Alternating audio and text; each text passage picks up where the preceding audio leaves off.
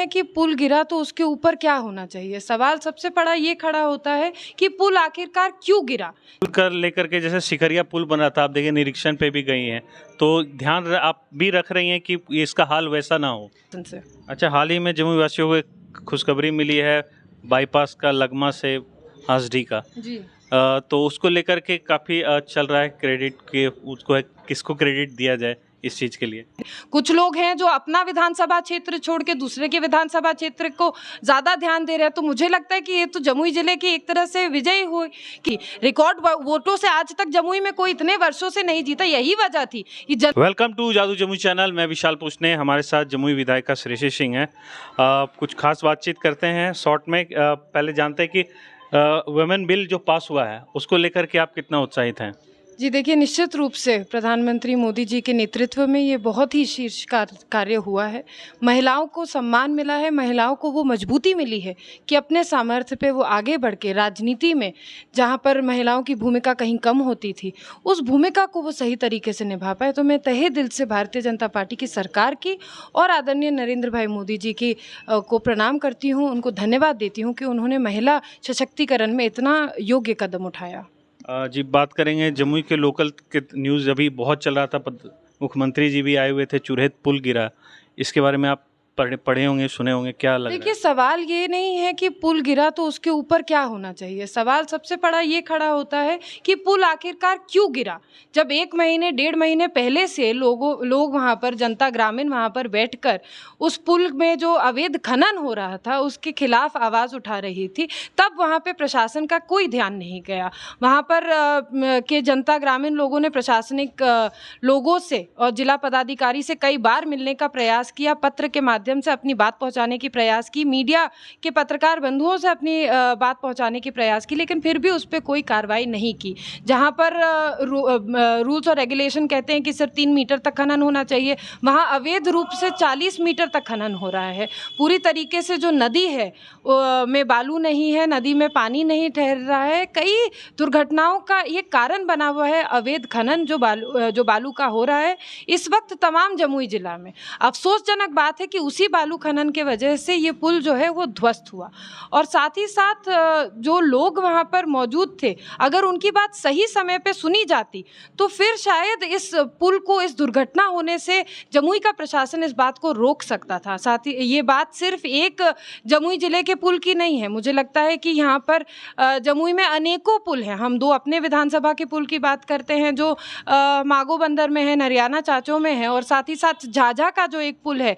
ये तीनों पुल ऐसे हैं, झरझर स्थिति में है, सबका स्लैब डिसलोकेटेड है, किसी भी वक्त कोई दुर्घटना हो सकती है। तमाम प्रशासनिक पदों पर जो लोग बैठे हुए हैं उनको हमारे माध्यम से भी पत्र गया है, लेकिन आज तक कोई कार्रवाई नहीं हुई। सरकार का रवैया कुछ इस तरह है कि अवैध खनन पे वो बिल्कुल कान बंद कर लेती है, आंख बंद कर लेती है, और जो ग्रामीण जनता है उस पर उल्टे FIR कराती है अपने पुलिस के द्वारा। तो जाहिर सी बात है कि ये सब चीज़ों पर ध्यान देना ज़्यादा ज़रूरी है। और जिस तरह से मुख्यमंत्री जी ने ये वादा किया है कि आने वाले पर्व त्योहार के मौसम से पहले ये पुल बन के तैयार हो जाए, मैं ये उम्मीद रखती हूँ कि आने वाले पर्व के मौसम से पहले ये पुल बन के तैयार हो, और इतनी मजबूती से पुल बने कि आने वाले जमुई जिले में जितने पुल बन रहे हैं या भविष्य में बनेंगे उसके लिए एक उदाहरण साबित हो। आप पुल कर लेकर के जैसे सिकरिया पुल बना था, आप देखिए निरीक्षण पे भी गई हैं, तो ध्यान आप भी रख रही हैं कि इसका हाल वैसा ना हो। देखिए, निश्चित रूप से क्वालिटी कंट्रोल और क्वालिटी मेंटेन होना सिर्फ पुल पे नहीं, लेकिन जमुई में हो रहे किसी भी कार्य के लिए अनेक मतलब अति आवश्यक है, और निश्चित रूप से हमारी निगरानी इसके ऊपर रह रही है।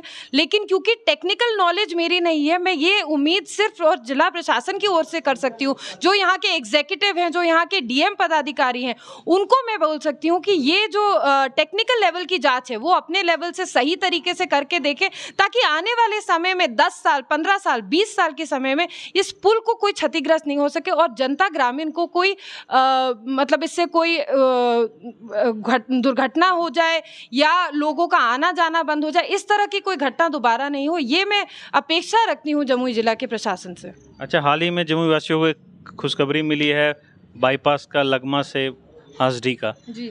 तो उसको लेकर के काफ़ी चल रहा है क्रेडिट के, उसको किसको क्रेडिट दिया जाए इस चीज़ के लिए? देखिए, हम तो पहली बार जमुई विधानसभा जीत के जमुई की जनता ने सेवा करने का मौका दिया। ये जो पुल था, आप लोगों को याद होगा कि 2021 में युवा संवाद कार्यक्रम था भारतीय जनता पार्टी का, उसके तहत आदरणीय उस वक्त हमारे उप मुख्यमंत्री तारकिशोर प्रसाद जी और साथ ही साथ उस वक्त के मंत्री नितिन नवीन जी यहाँ जमुई पधारे थे और ये मुद्दा उसी संवाद के दौरान हम लोगों के बीच आया था। इस मुद्दे के ऊपर अगर आप चाहें तो मैं बता दूं कि ये पत्रांक मुझे लगता है मई महीने के 7 नंबर पत्रांक है और दिनांक 21 मई 2021 का है, यानी कि 21 मई 2021 का डेट इस चिट्ठी पे दिया हुआ है। ये बात तब से बिहार सरकार के साथ चल रही थी।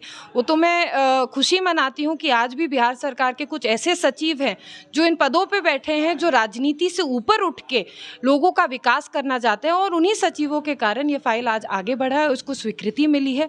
मैं आशा और उम्मीद करती हूँ कि जल्द से जल्द ये टेंडर प्रोसेस में जाए और इसका काम हो, ताकि थोड़ी बहुत सहूलियत जो जाम से निजात मिलेगा जमुई के वासियों को, उससे जल्द से जल्द हम लोग कार्य करके दिखा सकें।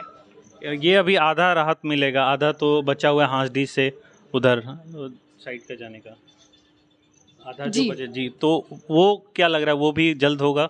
देखिए, अब जैसा मैंने आपको कहा कि हम तो पहली बार विधायक बन के आए हैं और अपने विधानसभा क्षेत्र के लिए निरंतर प्रयास कर रहे हैं कि किस तरह से ज़्यादा सड़कें बने, पुलों का निर्माण हो और अन्य जितने कार्य हैं वो सभी हो। जैसे कि आप जानते हैं कि इस वक्त नगर में मुझे लगता है 70 करोड़ से भी ऊपर की लागत का STP प्रोजेक्ट आया हुआ है, जो काफ़ी हद तक नाला जो जल जमाव हो रहा है उसका निकासी करेगा, एक बड़ा नाला बनेगा और साथ ही साथ ट्रीटमेंट प्लांट 2 जगह बनेगा, जिससे कि इसमें जो जल जमाव से भी मुक्ति मिलेगी।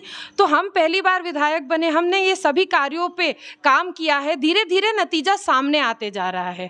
कुछ लोग हैं जो अपना विधानसभा क्षेत्र छोड़ के दूसरे के विधानसभा क्षेत्र को ज़्यादा ध्यान दे रहे हैं, तो मुझे लगता है कि ये तो जमुई जिले की एक तरह से विजय हुई कि सभी लोगों का ध्यान जमुई विधानसभा क्षेत्र पे है। तो हम लोगों को जितना विकास होगा उतना विकास का हम स्वागत करते हैं। अच्छा, आखिरी सवाल के बहुत सारे अफवाह उड़ जाती है कि आप बांका लोकसभा चले जाएंगे, ये अफवाह आप बोलते हैं कि कोई उड़ाता है, कौन उड़ाता है? जी देखिए, अब सच्चाई नहीं है तो अफवाह ही है। अब अफवाह कौन उड़ा रहा है इसका जवाब तो आप उन लोगों से पूछिए जो लोग ये बात करते हैं। हमने स्टार्टिंग डे से बोला है कि वर्तमान में हम जमुई के विधायक हैं, जमुई के साथ हैं और जितने कार्य योजना हमने की है सभी जमुई के हित में हुई है। इसके लिए जनता जो है वो आज मूर्ख नहीं है, जनता पढ़ी लिखी है, जनता सोच समझ के हमको वोट दी थी। रिकॉर्ड वोटों से आज तक जमुई में कोई इतने वर्षों से नहीं जीता। यही वजह थी कि जनता जानती थी कि जिस दिन हम जमुई में विधानसभा लड़ने आए हैं वो एक सच्चे और अच्छे प्रतिनिधि को अपना वोट दे रही है और उस प्रतिनिधि यानी कि जमुई की बेटी ने ये काम करके दिखाया है। Thank you. तो जैसा आपने सुना, बहुत बेबाकी से सारे सवालों का जवाब दिया है। हम अपनी रिपोर्ट को यहाँ ख़त्म करते हैं। मैं विशाल पुष्ने, जादुई जमुई से। Thank you.